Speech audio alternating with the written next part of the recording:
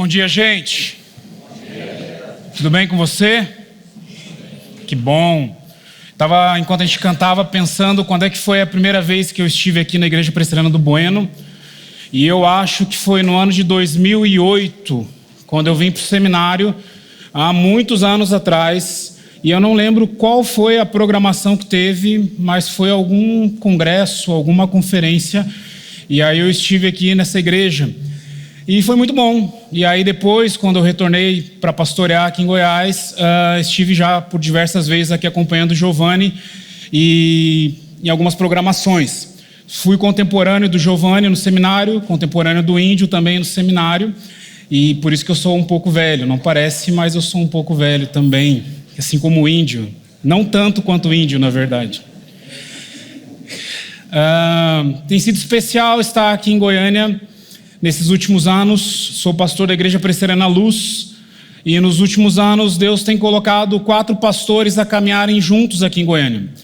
Pastor Giovanni, pastor de vocês, pastor Vinícius Jordão, pastor da Igreja Presbiteriana Mosaico de Anápolis, pastor Jones, pastor da Igreja Nova Aliança, e a gente tem sonhado com algo novo aqui no Centro-Oeste. Algo com o movimento de Deus na plantação de novas comunidades, novas igrejas. E eu confesso para você que parece algo estranho falar sobre plantação de igreja no Centro-Oeste. Por quê? Eu já vou me apresentar e você vai entender o porquê. Eu sou gaúcho, nasci na cidade de Porto Alegre, nasci num dos estados menos evangelizados do país. E quando a gente fala de plantação de igreja, talvez falar sobre plantação de igreja seria melhor falar sobre plantação de igreja no Rio Grande do Sul, não aqui no Centro-Oeste. Mas o Senhor nos trouxe para cá.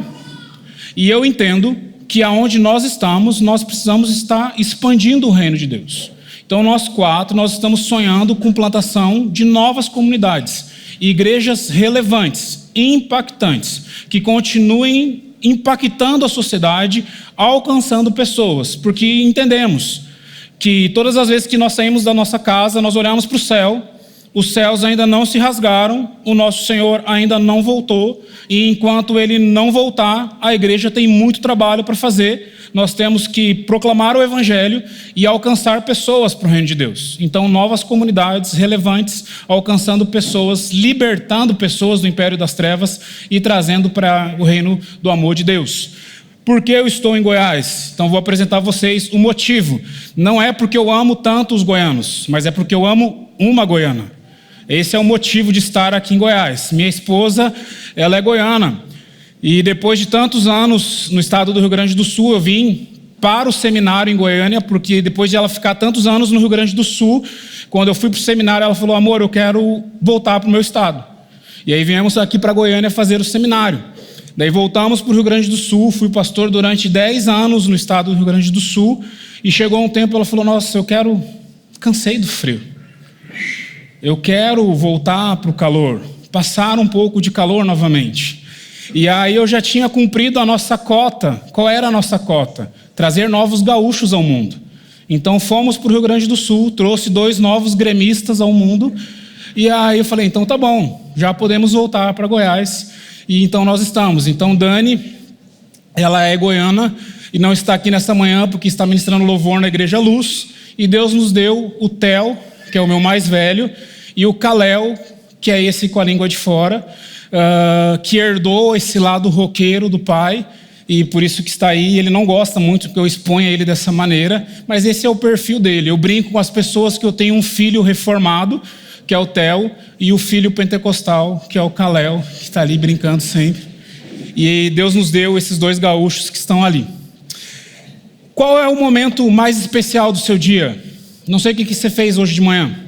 Hoje o Giovanni me colocou em maus lençóis, por exemplo. Eu, desde o ano passado, eu tenho procurado cumprir uma rotina no meu dia, que é fazer a devocional e fazer um exercício físico antes de qualquer momento do meu dia. Na minha igreja, o culto é às 10 da manhã. Então, todo domingo eu consigo acordar às 8 da manhã, fazer a minha devocional, fazer a minha caminhada e chegar na minha igreja às 10 da manhã. O culto aqui de vocês é às 9. Eu precisei acordar muito mais cedo hoje. Foi difícil hoje. Mas qual é o momento mais especial do seu dia? O momento mais especial do meu dia Normalmente, é o momento que eu estou à mesa. O goiano gosta muito da mesa. Não gosta? Você gosta de receber pessoas. Vou contar um segredo, se tem algum gaúcho aqui, não fique bravo comigo. Eu já sou meio goiano, a minha metade é goiana. A culinária goiana é maravilhosa. A única coisa que os goianos perdem para nós gaúchos é o churrasco. O restante é muito melhor aqui em Goiás. Menos o piqui, tá, gente? Tem coisa melhor que o piqui. Vai por mim. A mesa é um lugar importante. Mas o goiano, ele tem algo diferente do gaúcho quando se fala da mesa. E o gaúcho, ele tem algo muito parecido com o judeu à mesa. O goiano, assim como o mineiro, ele é agregador à mesa. Se você conhece alguma pessoa na praça, na sua caminhada, você conversa com a pessoa, você já convida essa pessoa para comer um pão de queijo na sua casa, tomar um café com você e conversa com ela. Ela senta à mesa com você. Os goianos são muito receptivos. Qualquer pessoa senta à mesa com você e você se sente em casa já. O gaúcho não. Se você está no Rio Grande do Sul e dependendo da cidade, você demora anos para que você ultrapasse o portão da casa da pessoa. Sentar à mesa é algo muito difícil. E o judeu era assim também. Tanto é que por várias vezes Jesus foi interpelado. Como que você senta à mesa com publicanos, com pecadores, com prostitutas? A mesa era algo muito importante. Nessa manhã, a gente vai observar um momento que Jesus estava à mesa também. Nessa mesa que nós participamos nessa manhã. E algo que ele fez que é muito importante, que às vezes nós perdemos a identidade. Nós fazemos muitas coisas como igreja, muitas coisas legais, muitas coisas boas, mas às vezes nós perdemos a nossa identidade como igreja. E se nós não fazemos o que nós devemos fazer como igreja, nós estamos desperdiçando o nosso tempo. E Jesus, quando estava sentado a essa mesa com seus discípulos, ele nos instruiu a fazer algo, e eu quero nessa manhã desafiar você a refletir um pouco sobre isso. E quero convidar você então a abrir a sua Bíblia no Evangelho de João, capítulo 13. Nós vamos ler do verso 1 ao verso 17.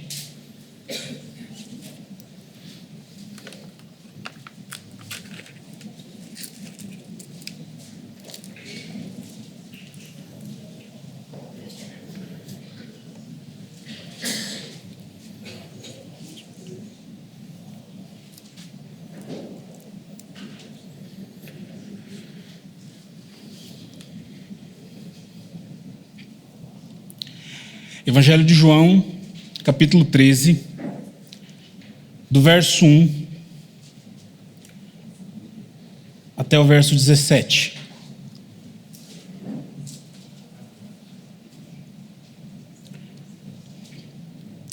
Um pouco antes da festa da Páscoa, sabendo Jesus que havia chegado o seu tempo e que deixaria esse mundo e que iria para o Pai, tendo amado os seus que estavam no mundo, os amou até o fim.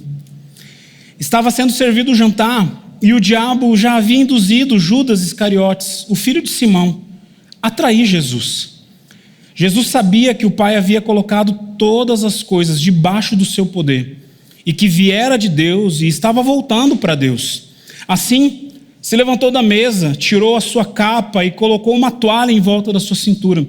Depois disso, derramou água numa bacia e começou a lavar os pés dos seus discípulos, os enxugando com a toalha que estava na sua cintura. Se chegou a Simão Pedro, que lhe disse: Senhor, vai lavar os meus pés? Respondeu Jesus: Você não compreende o que eu estou fazendo agora, mas mais tarde você entenderá. Disse então Pedro: Não, nunca lavará os meus pés.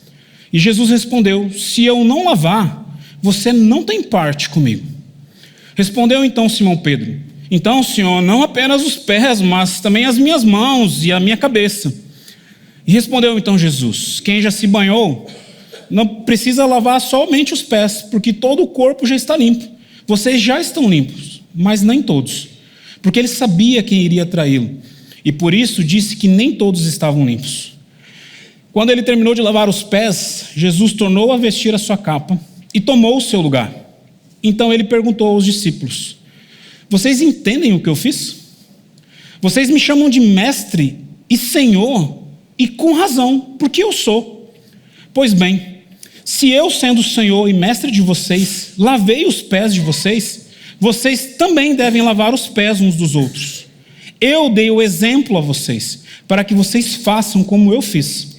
Eu digo verdadeiramente que nenhum escravo é maior do que o Senhor, como também nenhum mensageiro é maior do que aquele que o enviou. Agora que vocês sabem essas coisas, vocês serão felizes se vocês as praticarem. Vamos orar? Deus, muito obrigado por essa manhã. A tua palavra, Deus, já foi lida e exposta aqui nessa manhã tantas vezes. E é ela que tem poder para libertar o nosso coração. Por isso, Espírito Santo de Deus, eu quero clamar ao Senhor. Toma conta da nossa mente e do nosso coração, levando eles cativos à tua presença. Para que o Senhor molde, Deus, o nosso caráter. Para que possamos, Deus, ser um pouquinho mais parecidos contigo nessa terra. E vivemos como discípulos do Senhor nessa geração. É no nome de Jesus Cristo que eu oro. Amém. O Evangelho de João é algo precioso. É algo interessante também de se observar. João escreveu pelo menos 4 livros nas Escrituras. Nós temos as 3 cartas e Apocalipse, que nós temos certeza que ele escreveu. E é interessante que pelo menos Apocalipse nós sabemos quando ele escreveu. Ele estava preso em Patmos, e diferente do que muitas pessoas acham, que o Apocalipse é um livro tenebroso, que você tem que temer o livro de Apocalipse, eu acho que o livro de Apocalipse é um livro de amor e de esperança. Para prestar atenção comigo. João era o último da geração dos discípulos que estava vivo. Ele estava preso como um preso político, porque essa era a realidade de João. Ele já era o velho João.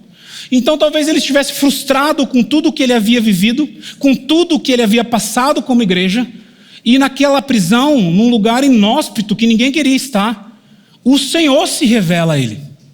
Como se Deus estivesse dizendo para ele assim: João, fica sossegado, fica tranquilo, meu filho.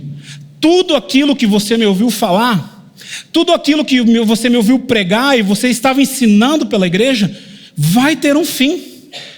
Tem um propósito.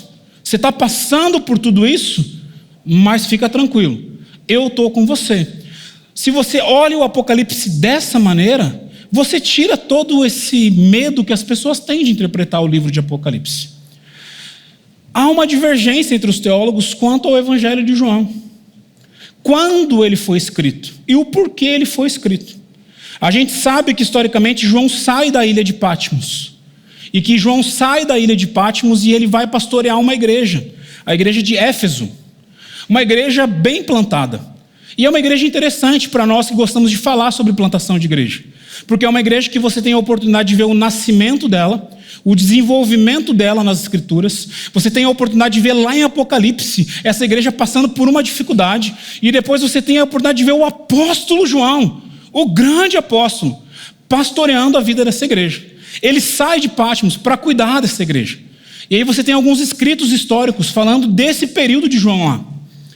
E aí alguns teólogos entendem que João escreve o seu evangelho nesse período, após ele sair da ilha de Patmos e estar agora então pastoreando a igreja de Éfeso.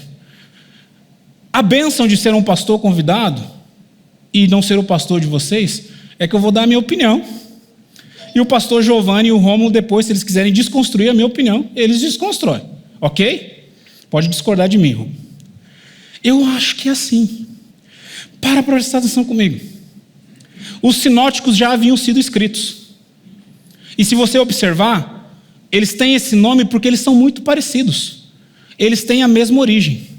Quando você lê o livro de João, ele está aquém dos sinóticos. Eles falam sobre a mesma história. Eles falam sobre o mesmo Jesus. Mas João escreve ele de maneira diferente. João, ele gasta metade do seu evangelho fazendo com que os seus leitores observem outro momento de Jesus. E se você observar bem, a partir do capítulo 13 que nós lemos, até o capítulo 18, ou até o final de João, na verdade, mas até o capítulo 18, ele está retratando um jantar, um sermão de Jesus. Ele está retratando a última ceia de Jesus, e depois ele retrata os últimos momentos do Senhor. É como se ele quisesse olhar para aqueles cristãos, os seus primeiros leitores, e falasse assim: vocês precisam observar a respeito da morte de Jesus, da sua ressurreição, do seu legado sobre a terra. Vocês precisam observar qual é o contexto desse Jesus que nós estamos pregando a vocês. E assim ele termina o seu evangelho. Por isso que as pessoas gostam de observar, por exemplo, o Evangelho de Mateus, capítulo 5 até o capítulo 7, que é o famoso Sermão da Montanha. Mas aqui em João, do capítulo 13 até o final do capítulo 17, você também tem um sermão de Jesus. Onde Jesus, quando ele está ceando com seus discípulos, ele institui então como vai ser a igreja. Falando, por exemplo, sobre como vai ser a missão da igreja. Falando que a igreja tem a ver com uma videira, que ela tem um nascedouro, mas que os ramos dela vão se expandir pelo mundo.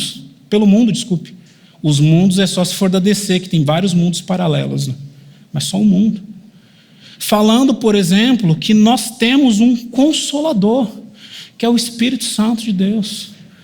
Gastando um capítulo inteiro para falar sobre oração, onde Jesus ora por ele, ora pelos seus discípulos e ora por mim e por você. É um grande sermão. Mas hoje pela manhã eu quero observar somente essa introdução desse sermão, que está no capítulo 13, que é isso que nós acabamos de ler. Jesus começa o seu sermão servindo os discípulos. E é uma mesa muito complicada. É uma mesa um tanto quanto diferente. Eu, durante muitos anos da minha vida, trabalhei como músico. Não tão bom quanto o índio. O índio é muito bom. Só tem um péssimo gosto para time de futebol. Mas como músico ele é muito bom. E eu gosto de olhar para as escrituras e criar os personagens e imaginar então os personagens. Essa mesa é uma mesa muito difícil de você observar. Ninguém que estava ali sentado com Jesus merecia estar. Todos aqueles homens vão trair Jesus. Todos eles. Não, pastor, somente Pedro trai. Leia os evangelhos. A hora que as pessoas vão prender Jesus, quem que fica? Eles fogem. E eu tenho uma observância quando você lê o evangelho de João, porque João fica aos pés da cruz. Mas eu acho que ele fica porque Maria crava ele aqui no braço e não deixa ele fugir, porque o resto casca fora. E Jesus está sentado naquela mesa com esses homens que entregam ele à morte, que o traem, depois dele investir 3 anos da sua vida sobre a vida daqueles homens, derramando amor e conhecimento. Eu e você, muitas vezes não damos conta de servir pessoas que nós amamos e queremos bem. Jesus começa esse sermão servindo homens que iriam deixar ele na mão. E a gente podia, desses 17 versos, tirar diversos ensinamentos. Mas eu queria deixar com vocês pelo menos 4 princípios que eu e você precisamos observar. E o primeiro deles é que nós precisamos observar o ambiente que eles estavam inseridos. E preste atenção no verso 1. Sabendo Jesus que havia chegado o tempo e que deixaria esse mundo e que iria para o Pai, tendo amado os seus, ele os amou até o fim. Se nós queremos servir como Jesus, nós precisamos compreender que nós estamos imersos num ambiente de amor.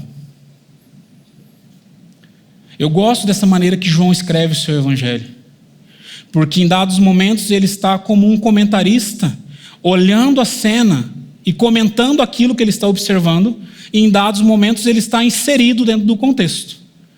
Aqui é como se ele estivesse fora, olhando através da 4ª parede tudo o que está acontecendo, olhando Jesus, talvez sentado à mesa da história, olhando João, olhando Tomé, olhando Pedro, olhando cada um dos discípulos, talvez conversando no seu espírito com o Pai, e ali naquele momento tendo a certeza que ele veio ao mundo cumprir o propósito do Pai, e que ali, naquela noite, naquele momento, tudo estava encerrado. Talvez aqui usando a redundância, mas ali era o começo do fim de todo o seu propósito. Jesus sabia que ali naquela noite eram os seus últimos momentos com os seus discípulos. Depois de tantos dias ensinando aqueles homens, de tantos milagres realizados, de tantas caminhadas, de tantos dias nos barcos, de tantas cidades percorridas, tudo estava se findando. Era o momento de despedida.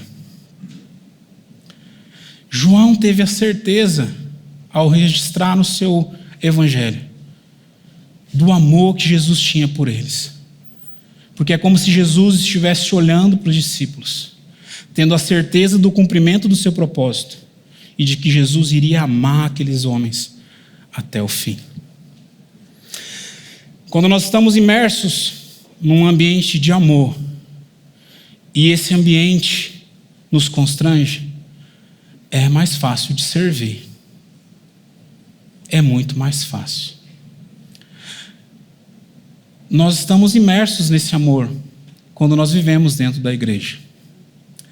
Mas essa não é a realidade da nossa geração. Muitas comunidades da nossa geração acham que igreja é quartel. Talvez aqui não. Mas eu recebo muitas pessoas na minha comunidade e convivo com muitos cristãos que têm medo dos pastores, que ao faltar o culto têm medo de conversar com o pastor porque faltou o culto, que quando não podem servir na igreja têm medo de falar o porquê não podem servir, quando não podem fazer algo ficam tão constrangidos porque o ambiente se tornou um ambiente opressor. Isso não é o reino de Deus. O reino de Deus é um reino de amor. E antes que você pense que a pregação é uma pregação que não vai falar da justiça de Deus, da disciplina, isso fica para um outro momento. Eu quero aqui falar sobre esse reino de amor com você. Porque é esse reino de amor que nos impulsiona a servir. Quando nós olhamos para esse ambiente de amor, quando nós olhamos a entrega do nosso Senhor, quando nós olhamos aquilo que Ele fez por nós, quando nós olhamos a dedicação dEle, nós somos constrangidos a isso. E impulsionados a isso. Ou não? Sim ou não? Pode falar aqui, né? Pode, né? Não é opressor aqui, né? Pode falar, gente. É o nosso Senhor que abriu mão da glória dele para amar aqueles discípulos até o fim e que também nos ama até o fim. Então, se nós, como igreja, estamos construindo qualquer ambiente que não seja envolto desse amor, nós estamos construindo qualquer coisa que não é o reino de Deus. O amor deve ser a nossa marca. O mundo, quando olha para a igreja lá de fora, ele deve observar como a gente é bonito? Não, porque nem todo mundo é bonito como eu. Tem umas caras que não são tão bonitas assim. Como a gente é legal? Também não, porque nem todo mundo é legal que nem o pastor Giovanni. Como a gente é magnífico? Não. O mundo deve olhar para a igreja e observar como a gente ama. É esse o universo que a gente deve criar. Era esse o universo que Jesus estava criando naquele momento. Foi isso que impactou João a escrever o Evangelho. Jesus tendo a certeza de que tudo estava sendo cumprido, de que ele havia cumprido o seu propósito, pelo qual ele veio à terra, e de que ele estava voltando agora para o Pai. Tendo amado os seus que estavam no mundo, ele os amou até o fim. Observe o contexto que você está inserido. Mas há uma segunda ideia. O exemplo, ele precede o discurso. Ele se levantou da mesa, tirou a capa e colocou uma toalha em volta da cintura.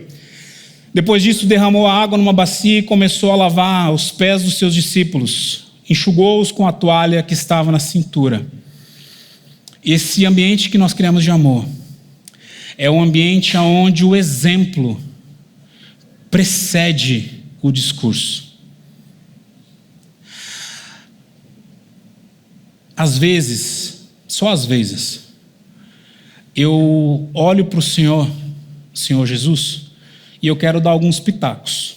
Você já fez isso? Eu sei que você já fez. Você só não vai admitir.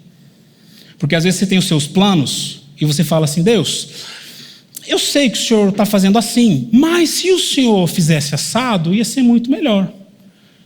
Sabe por que eu sei que você faz isso? Porque poucas vezes eu e você dobramos o nosso joelho e fazemos essa oração. Deus, seja feita a tua vontade e não a minha. Poucas vezes nós fazemos essa oração. Na maioria das vezes nós fazemos assim. Se você quer uma namorada, você fala assim: Deus, o Senhor viu aquela irmã loira, morena que passou lá. Faz com que o coração dela bata na mesma frequência que o meu. Oh Deus, o Senhor viu aquele carro que eu quero comprar. Deus, por favor, me dá. Deus, o Senhor viu aquele emprego. Não é assim que a gente ora? Dessa maneira, nós estamos colocando a nossa vontade. Ok. Mas talvez seria muito melhor. Bryan Chapell tem um livro chamado Começando pelo Amém. E a tese do livro é essa. Se nós confiamos tanto no Senhor Deus, nós começaríamos a nossa oração dizendo: seja feita a tua vontade. O exemplo precede o discurso. Na nossa geração, então, como eu falei para você, às vezes eu tento dar pitacos. E aí eu falo: Deus, se o Senhor precisasse só de bons oradores, só de pessoas que soubessem falar bem em público, por que o Senhor não chamou William Bonner para ser pastor? Às vezes eu até gaguejo no púlpito. Às vezes eu escrevo algumas palavras no meu sermão que eu não dou conta de falar. E eu fico na frente do espelho da minha casa repetindo as palavras. Eu treino tantas vezes e na hora de eu falar aqui, eu gaguejo ainda. Falei: Deus, chama o William Bonner. Tão melhor do que eu na hora de falar. Deus, por que o Senhor não chama outras pessoas que se portam melhor para fazer e que têm ideias tão mirabolantes, tão boas para fazer? E a conclusão que eu chego sempre é porque o reino de Deus não é feito de discursos, mas de exemplos. Presta atenção no que eu falei para você na introdução desse sermão. Nós estamos lendo a introdução do sermão que Jesus proferiu no dia da Santa Ceia. Ele não para a Santa Ceia, e assim como nós aprendemos no seminário, e faz a introdução do seu sermão, criando uma boa história para captar a mente do povo na hora que ele vai pregar. Ele se levanta da mesa, ele se despe da sua glória, se veste como um escravo e serve, para depois falar como a igreja deveria servir. O exemplo sempre precede a nossa pregação. É impactante isso. Há muitos anos atrás, Gandhi já falava sobre isso. E eu acredito no Cristo que vocês pregam. Eu só não acredito no Cristo que vocês vivem.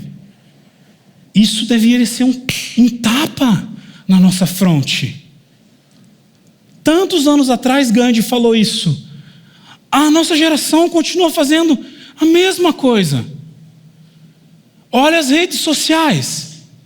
Você já viu quantos leões nós temos nas nossas redes sociais? Quantos Martin Luther Kings nós temos nas nossas redes sociais? Quantos apologetas nós temos nas nossas redes sociais? Quantos plantadores de igreja nós temos nas nossas redes sociais? Quantos teólogos nós temos nas nossas redes sociais? Às vezes eu olho as minhas timelines e eu penso: nós estamos vivendo um avivamento no Brasil. Mas eu saio pelas ruas de Goiânia. Tenho estatísticas para você. Goiânia, Anápolis, Curitiba, são cidades com alto índice de cristãos no Brasil. Porém, também são cidades com alto índice de prostituição, com alto índice de suicídio, com alto índice de divórcio, com alto índice de desamparo de crianças. Que evangelho é esse que nós estamos então vivendo? Porque quando eu leio os avivamentos que nós temos na história, as gerações passavam depois do avivamento, e isso gerou um impacto social. Mudou a vida das pessoas. É porque é muito mais fácil escrever. É muito mais fácil falar daqui do púlpito. Eu, por exemplo, faço parte de um movimento chamado Life on Life, onde você precisa discipular pessoas, vida a vida. E para mim é um desafio. É muito mais fácil pregar domingo.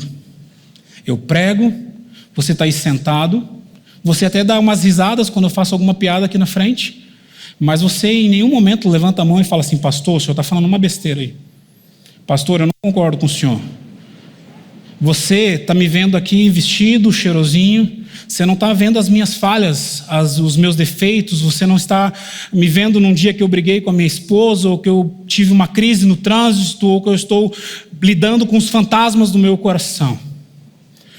No dia a dia é diferente. Andando vida a vida é diferente. E nós estamos criando uma geração que se resume ao domingo e não mais ao dia a dia. E Jesus aqui nos ensina que a igreja não serve para isso, que a igreja foi gerada para que o nosso exemplo preceda o nosso discurso. Por isso que eu sempre costumo dizer às pessoas, quando a gente fala sobre domingo, que o domingo não é o momento que você vem à igreja para que você saia daqui abastecido e enchido do Espírito Santo de Deus, para que você vá e enfrente todas as batalhas que você tem para enfrentar durante a semana. É o inverso disso.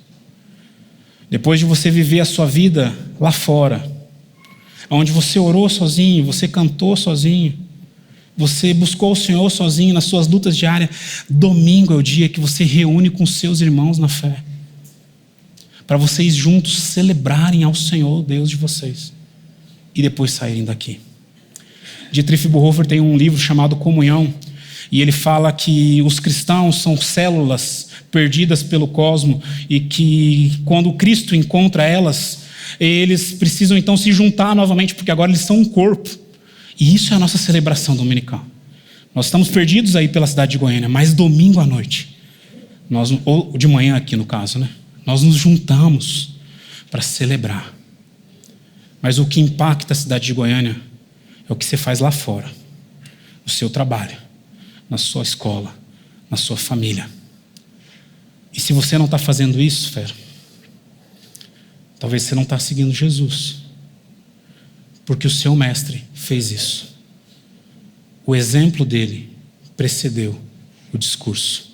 Há uma terceira ideia, porque ele nos desafia a servir. Olha o que ele fala, verso 15 e 16. Eu dei a vocês um exemplo, para que vocês façam como eu fiz. Eu digo verdadeiramente que nenhum escravo é maior do que o Senhor, como também nenhum mensageiro é maior do que aquele que o enviou. Nós somos desafiados a servir. Por isso que eu comecei o sermão dizendo para você, nós podemos fazer muitas coisas como igreja. A igreja que eu sou pastor hoje, atualmente, ela tem vários ministérios.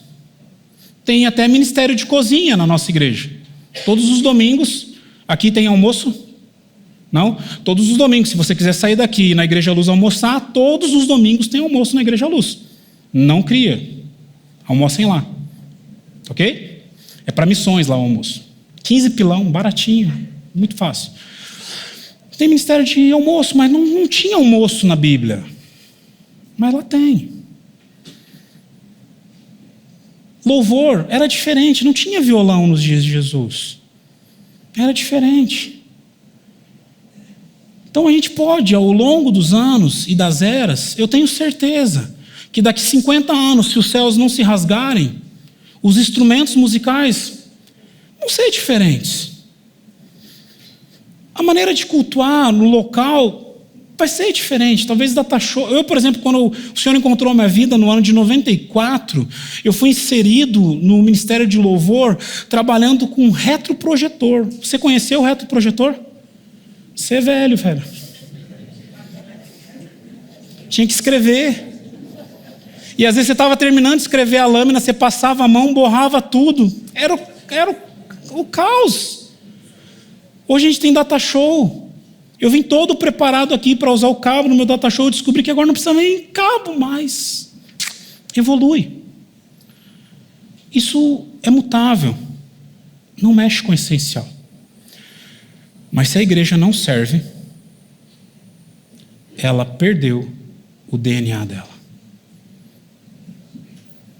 Porque esse é o nosso desafio. Jesus não falou assim: quando você quiser, você serve. Quando você estiver bem, você serve. Quando você tiver disponibilidade de tempo, você serve.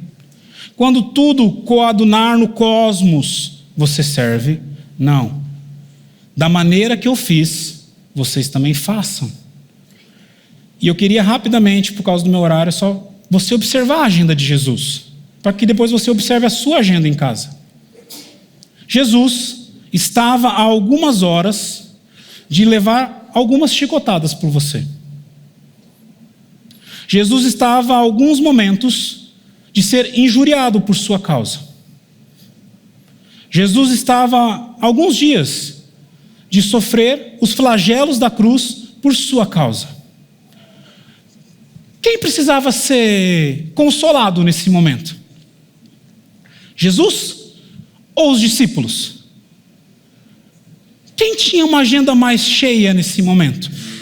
Jesus ou os discípulos?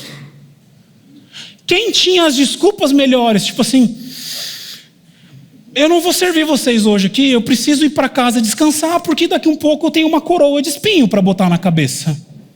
Jesus ou os discípulos? Porque às vezes eu ouço isso na minha igreja. Pastor, eu não posso servir hoje. Semana está pesada. Amanhã eu não vou vir na escola dominical porque domingo é o único dia que eu tenho para dormir, pastor. Vou descansar. A nossa agenda se tornou muito mais importante que o reino. E a gente está numa linha muito tênue entre os workaholics e aqueles que não querem fazer nada. Porque tem aqueles que querem fazer tudo pelo reino e que se tornam workaholics e que destroem as suas famílias, e isso é desastroso. E em contrapartida nós temos aqueles que precisam decorar Provérbios 6:6. Você sabe o que diz Provérbios 6:6? Vai ter com a formiga, ó preguiçoso. Nós precisamos ser sóbrios, porque a gente faz isso. Se o meu time de futebol vai jogar, eu vou. E olha que meu time só dá desgosto. Faz tempo, mas eu vou. Tem alguns compromissos que eu vou, sabendo que eu vou só me estressar. Mas para o reino, eu crio desculpa. Mas é um desafio que Jesus nos deixa. E por isso que a gente precisa aprender algo sobre disciplina. O ano passado, e aqui eu tomo a liberdade de contar um exemplo pessoal meu. Eu sou meio fofinho assim. Minha esposa gosta. Mas eu era mais fofinho ano passado. Eu pesava 130 quilos. Hoje eu peso acho que pesei semana 104 quilos. Já perdi 26 quilos. Porque o ano passado eu tive pedra nos rins. Já teve? É horrível. Quando eu fiz a cirurgia, estava tomando medicação de 2 em 2 horas e não parava a dor. Imagina, um negão, 1,78 m, com 130 quilos na época, eu segurava a enfermeira e falava assim, pelo amor de Deus, tira esse filho de dentro de mim. Porque dizem que é a dor de um filho, né? E aí o médico falou assim, deixa eu te contar uma notícia, depois da cirurgia. Inclusive, teve um evento aqui ano passado, de louvor, que eu estava com crise renal aqui. O Giovanni chamou, eu falei, não, eu vou lá. Na hora que passou o remédio, eu tive que sair correndo aqui, ó, e fui direto para o médico. Vocês viveram isso, vocês estão na minha história por causa disso. Hein? E aí tirou, o médico falou assim, deixa eu te contar um segredo para você. Cálculos renais são genéticos. Se criou, pode criar novamente em você. Inclusive eram 3 cálculos que eu tinha, ele conseguiu tirar 2, eu tenho alguém residindo ainda dentro de mim, que enquanto esse inquilino ficar de boa, eu falei para ele, você pode morar a vida inteira dentro de mim, só não se mexe. Ele falou assim, se você não mudar a sua rotina, sua alimentação, vou ver você logo, logo de novo. E aí eu comecei a mudar minha rotina. Falei para vocês hoje de manhã. Comecei a fazer exercícios físicos toda manhã. Tirei algo precioso de Deus na minha vida. Coca-Cola. Nossa. Uma Coca-Cola gelada é bênção do Senhor. Eu creio que no céu vai ter um rio de Coca-Cola. Mas precisei tirar por um benefício à minha saúde. E aí o que eu descobri? Que isso é disciplina. Agora em agosto fez 1 ano que todos os dias eu caminho. Parei de tomar refrigerante. Estou regulando a minha alimentação. Porque eu falei para o endócrino, falei, eu não quero fazer dieta. Todo gordinho, se é gordinho que nem eu, você sabe. A gente já fez 1001 dieta. Do abacaxi, da ameixa, de comer antes das 10, depois das... Estou ligado nesse trem. Falei, eu quero mudar a minha rotina. É mais devagar, eu sei. E ela falou, então você precisa de disciplina. Hoje foi um dia que eu vivi disciplina.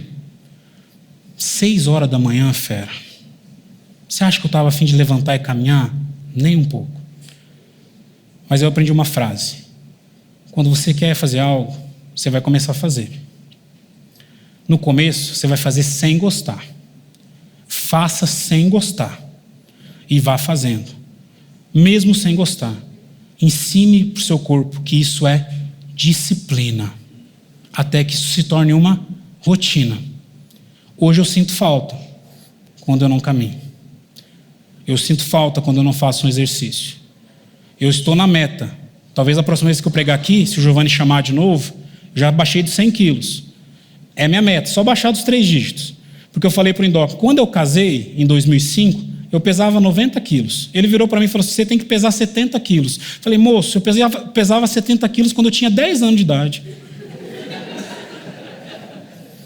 Não vai acontecer isso, não. Baixou dos 100, eu já estou legal. Disciplina. Disciplina. É o nosso desafio.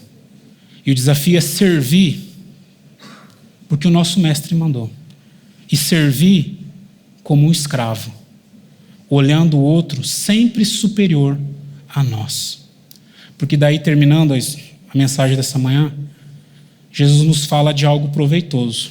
Verso 17. Agora que vocês sabem essas coisas, vocês serão felizes se vocês as praticarem. Tem um goiano, que eu sei que vocês não gostam de falar que ele é goiano, mas o Pablo Marçal é goiano. Sem política, tá, gente? Não briguem aí. Ele ganha muita grana fazendo isso. 10 passos para você ser feliz. Como destravar o mindset da sua mente. Sei lá como é que ele fala. Jesus já está fazendo aqui, fera. Você quer saber o segredo para você ser feliz? Ele já fez isso, lembra no Sermão da Montanha? As bem-aventuranças. Você vai ser feliz se você for assim, assim, assado. Aqui ele faz de novo. Estou dando, lá no sul a gente tem essa expressão, o bizu para você. O segredo para você. Você quer ser feliz? Sirva os outros. Você quer ser feliz? Olhe os outros como superior a você. Você quer ser feliz? Pare de olhar para o seu ego, para o seu coração somente. E sirva os outros. Mas não é o que a nossa cultura ensina. Você está numa cultura que fala que você é fera, que você é o melhor, que você tem um grande potencial, que você é a menina dos olhos de Deus, que você é um vitorioso, todo poderoso, que ninguém pode contra você. Como você vai ser o escravo? Como você vai servir? Porque esse Jesus fala no Evangelho de Mateus: o Filho do Homem não veio para ser servido, mas veio para servir e entregar a sua vida em favor de muitos. Você pode até não querer servir. E aí eu quero te falar uma frase, fera. Duas, na verdade. A primeira delas: toma chá de censo. Toma chá de censo. Segunda delas: reveja a sua filiação.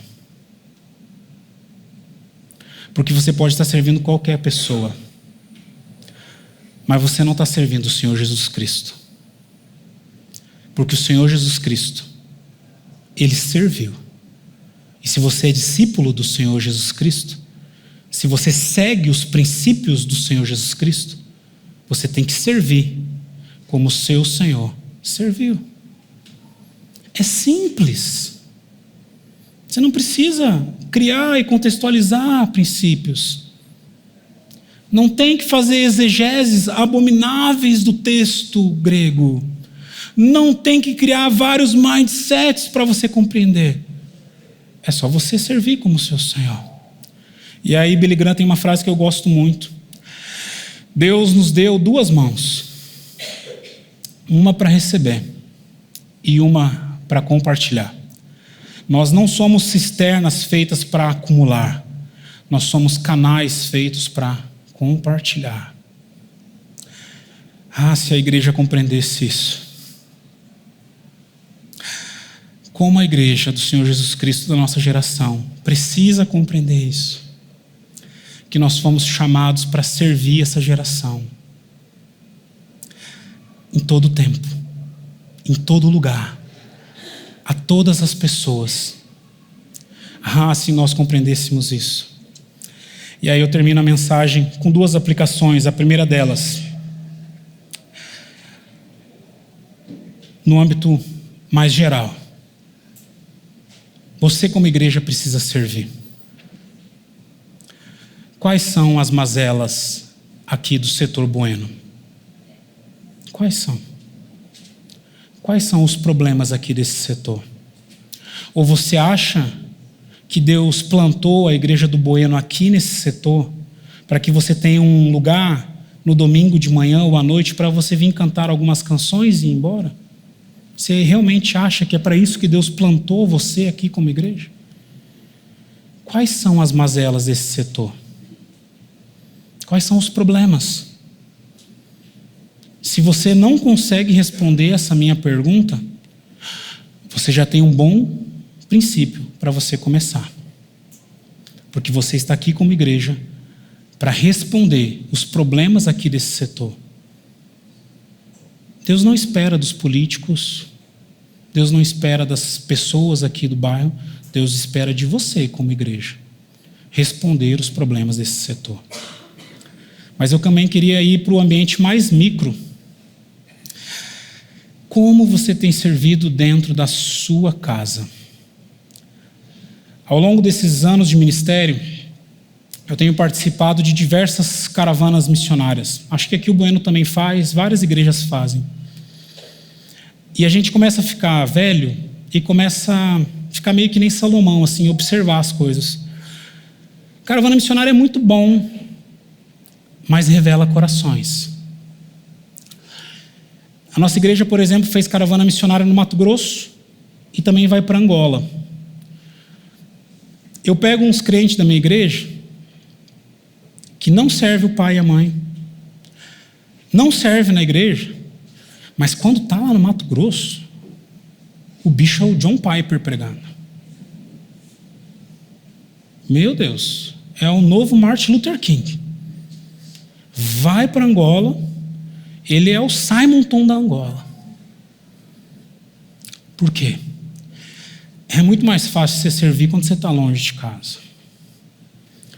E aí, conversando esses dias com um pastor amigo meu de Palmas, reverendo Laudemiro, o Laudemiro, quando ele vai avaliar os pastores que vão ir para o seminário, ele faz uma pergunta: quantas pessoas você já levou para Cristo Jesus antes de ir para o seminário? E aí, se o cabra fala assim, nenhuma, daqui um ano você volta então, que depois a gente te manda para o seminário. Nossa, pastor, mas é muito duro. É não, fera. Você precisa começar a servir dentro da sua casa. É mais difícil. Todas as vezes que eu acordo e eu briguei com a Dani, e eu preciso fazer o café da manhã para ela, porque Deus mandou servir a minha esposa em primeiro lugar, e eu tenho vontade de botar sal em vez de botar açúcar no café dela. É difícil. Se a Dani estivesse aqui e falasse quantas vezes ela já tentou me matar porque eu briguei com ela, e Deus manda ela me servir. Os meus filhos, eu tenho um desafio gigantesco na minha casa: fazer com que os meus filhos amem o Senhor Jesus Cristo e se apaixonem pela noiva dele, porque você não está no gibi quantos filhos de pastores não amam a igreja. E eu preciso servir os meus filhos antes de servir você como igreja. Então a segunda pergunta é nesse interim: como você tem servido a sua casa? Porque a gente começa a ser discípulo de Jesus e servir como ele aí. E aí eu termino a mensagem nesse contexto.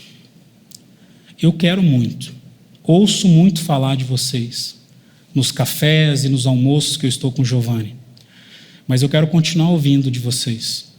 A Igreja Presbiteriana do Bueno é uma igreja que serve o Bueno, cuidando das mazelas desse setor que está impactando a cidade de Goiás. Mas eu também quero ouvir. A Igreja do Bueno é um lugar onde as famílias são transformadas pelo poder do Evangelho de Deus, porque as famílias aprenderam que elas precisam servir dentro do lar em primeiro lugar. E assim, célula por célula, ambiente por ambiente, elas são transformadas. E aí, meu irmão, você tenha certeza que nós vamos realmente viver o avivamento do Senhor na nossa cidade. Que Deus abençoe o seu coração, guarde a sua vida nos laços do amor do crucificado. Amém? Vamos orar? Deus, muito obrigado por essa manhã. Que o Senhor nos leve a servir como o Senhor serviu. Que o Senhor nos abençoe e guarde o nosso coração. Que o Senhor nos ensine, Deus, a ser mais parecidos contigo. Guarde a nossa mente e nos despeça com a tua paz, em nome de Jesus. Amém.